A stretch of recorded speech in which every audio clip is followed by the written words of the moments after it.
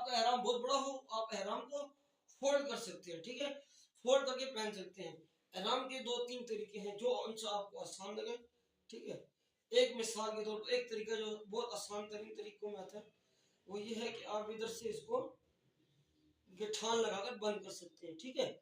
और दूसरा तरीका वो है, एक एक तरीका ये है, एक तरीका ये है कि आपने यहाँ से इसको इस तरह से बांधा, जो आमतौर पे सिखाया जाता है हर जगह पर, ठीक है।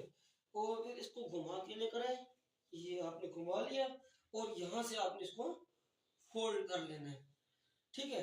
ये दूसरा तरीका हो गया।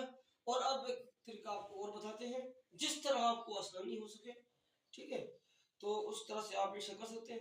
दूसरा तरीका ये है, ये ज्यादा आसान होगा, ठीक है। मेरे पास चादर बहुत बड़ी है लेकिन मैं आपको खाली समझाने के लिए बता रहा हूँ, ठीक है। ये चादर है, ये आपने इसको यहाँ से पकड़ा, ठीक है, और इधर